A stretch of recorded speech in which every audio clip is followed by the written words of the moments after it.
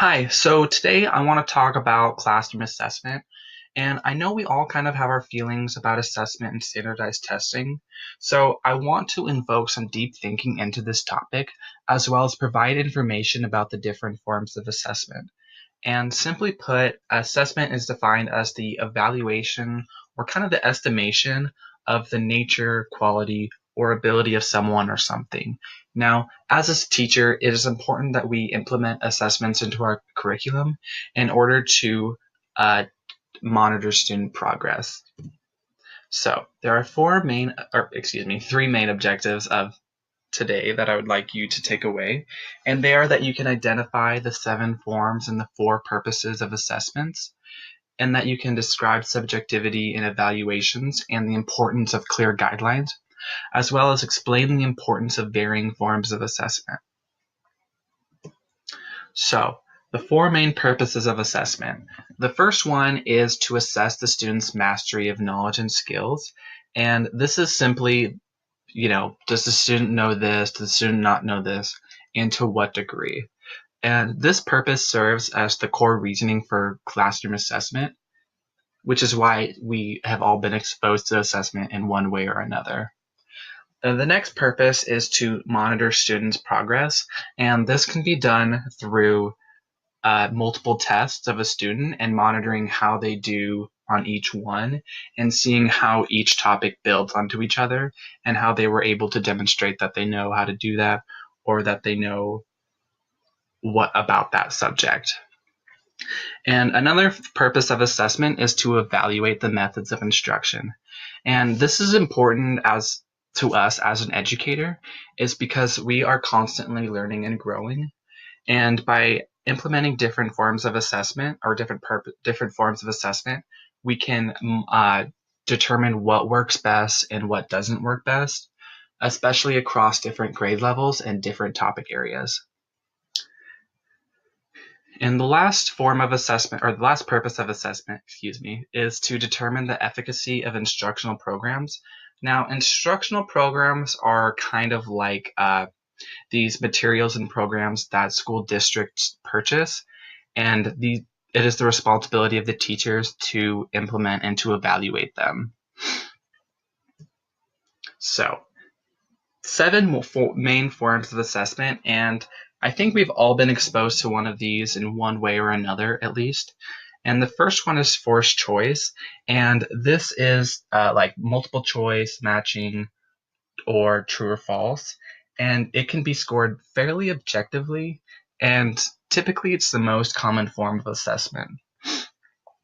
And the next form of assessment is essay, and essay is good for assessing thinking, reasoning, and expression skills, and it also provides students the opportunity to demonstrate a knowledge of relationships, and it gives information on how students process knowledge.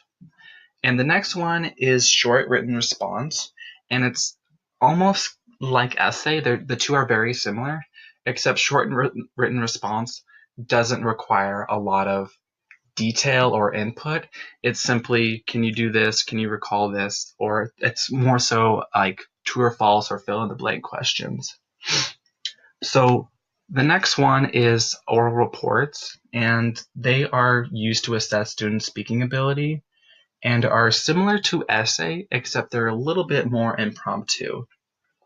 Now, we may have given an oral report in our junior high or high school experience, and oral reports also give students, or it requires students to have acute listening, or it requires us to have acute listening skills to score.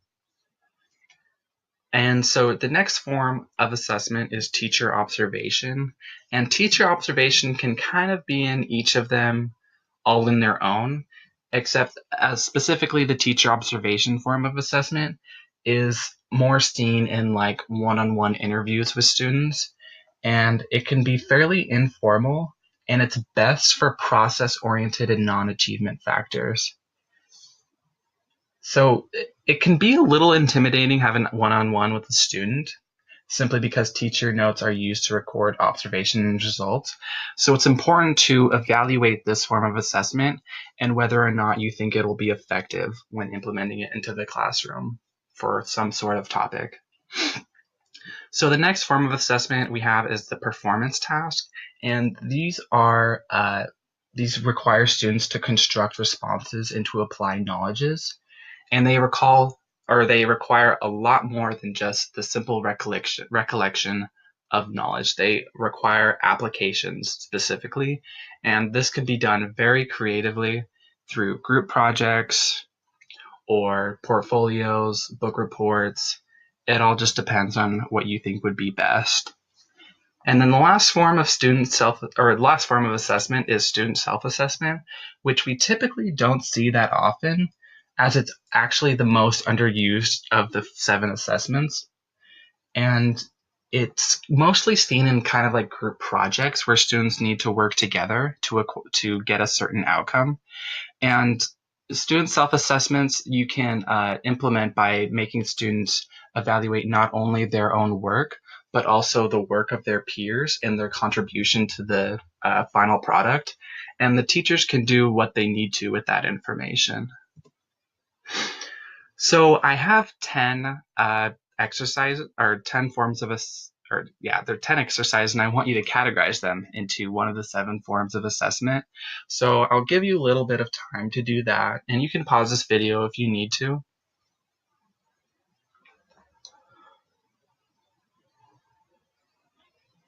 Okay, so the first form, or the first one, multiple choice, is considered forced choice.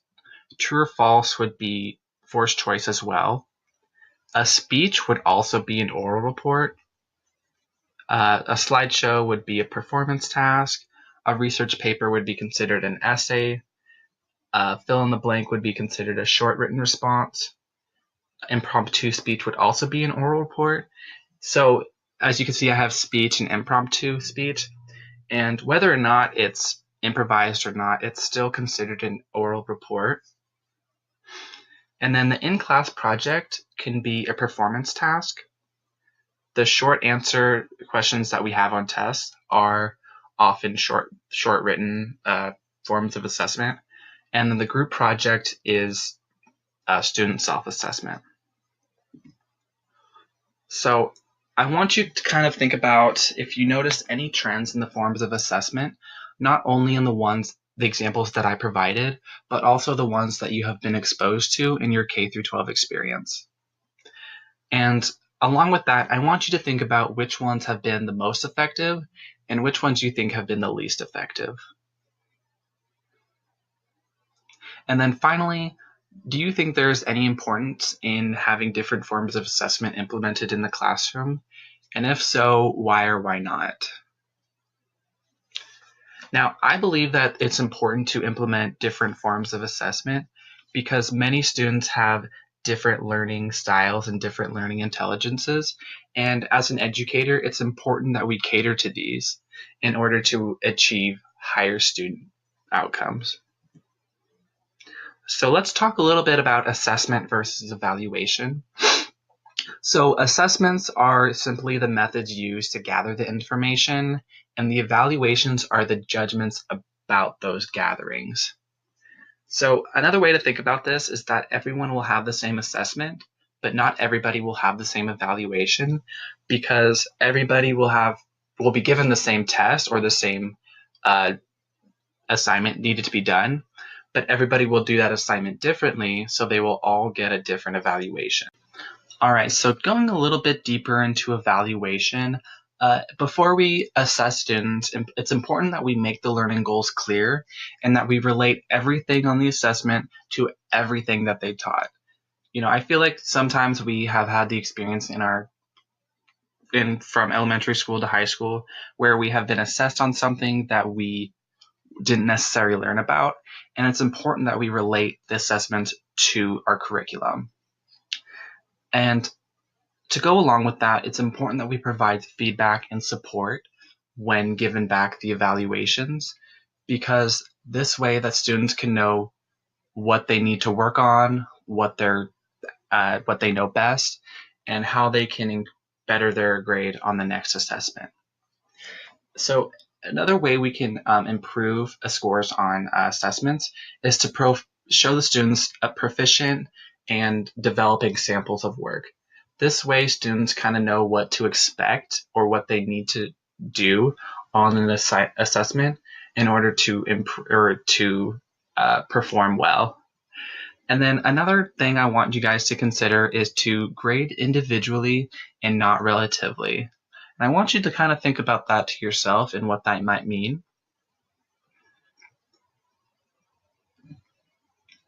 All right, so subjectivity. So in grading, there's going to be a little bit of subjectivity depending on the form of assessment that students get. So when considering when considering evaluations, it's important to think about the grade level, the topic areas, and the learning styles of the students. And it's important to also know that each form of assessment has a certain degree of subjectivity. And with that, which of the forms of assessment are the most subjective and which do you think are the least subjective? I'll give you a little bit of time to think about that.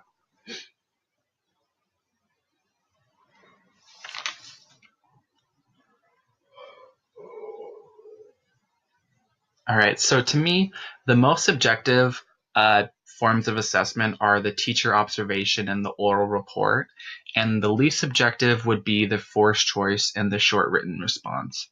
So to me, it seems like there's a correlation between how much a student needs to demonstrate and how much subjectivity there is. So the more subjective something is, the more that the student needs to demonstrate on their tests or their assessments, per se.